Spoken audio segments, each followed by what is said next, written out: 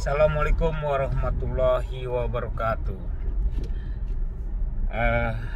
Semua yang nonton YouTube Tony Sastrajaya, saya doakan selalu diberi kesehatan, umur panjang, selalu dapat bermanfaat untuk orang banyak. Amin ya robbal alamin.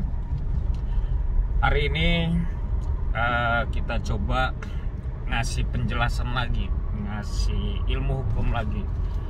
Sebenarnya di video-video sebelumnya sudah, tapi mungkin rekan-rekan atau teman-teman yang menanya ini tidak baca atau tidak nonton sebelum-sebelumnya.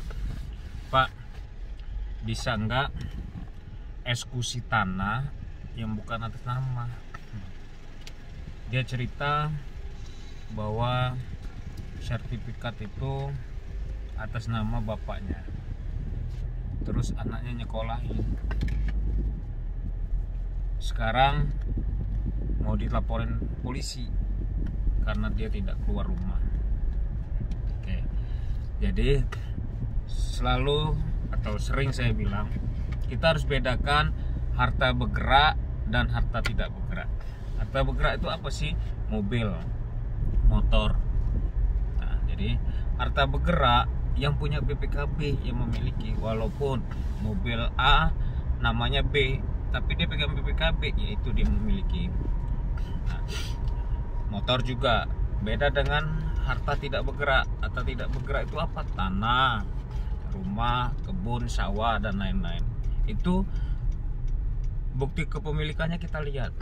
Kalau bukti kepemilikannya contoh sertifikat atas nama Tony, si Gabe tidak bisa jual. Kalau ada yang bilang, Pak itu kan atas nama bapaknya, anaknya kan punya hak juga. Dalam teori benar, tetapi nunggu apabila sudah jadi waris atau pembagian hak dan lain-lain. Kalau masih atas nama bapaknya Tony, seumpamanya, anaknya juga nggak bisa jual, kecuali yang pertama ada surat kuasa jual dari bapaknya. Kalau nggak bapaknya langsung yang jual, tidak bisa. Itu loh. Jadi saya bilang tadi, harta tidak bergerak harus atas nama. Harus atas nama. Kalau tidak atas nama tidak bisa. Contoh harta tidak bergerak. Walaupun istrinya menjual, tidak bisa. Kalau bisa atau terjadi contoh sertifikat itu tiba-tiba di bank, itu tanda tanya. Pasti ada yang dipalsukan, pasti ada yang di 263, 264, 66 itu pasalnya ya. Itu pasti ada yang dipalsukan, nggak mungkin kan. Pihak bank itu jelas, itu legal hukumnya ada, perbankan itu udah jelas, aturan jelas. Nggak mungkin bank menerima begitu saja atau mengeluarkan uang begitu saja, tidak mungkin. Kecuali ada saja itu oknum, ada saja. Tapi saya pastikan bank tidak akan berani berbuat begitu, karena bank jelas dia ada legal hukumnya, pasti dia bertanya ya. Ada juga nanya, orang tuanya kasih kuasa jual Pak, orang tuanya kasih jual. Coba pastikan benar. Nanti kan orang tua yang kasih kuasa jual kan dikonfrontir, dipastikan iya nggak sih itu kuasa jual tanda tangan orang tuanya. Ada terjadi orang tuanya diajak ke notaris, orang tua diajak ke notaris, orang tuanya tanda tangan itu di notaris kuasa jual. Tapi orang tuanya setelah ditanya nggak ngerti, kemarin ditanya di notaris itu saya nggak ngerti, tanda tangan aja. Saya pikir tanda tangannya dia mau pinjam uang atau apa, saya nggak ngerti. Tahu-taunya saya tanda tangan, pas sudah kayak gini saya baru sadar. Nah itu bisa nggak kita batalin? Bisa, batalin pengadilan bisa, tapi harus proses pembatalannya di pengadilan ya. Jadi hati-hati kawan, jangan menerima sertifikat begitu saja, jangan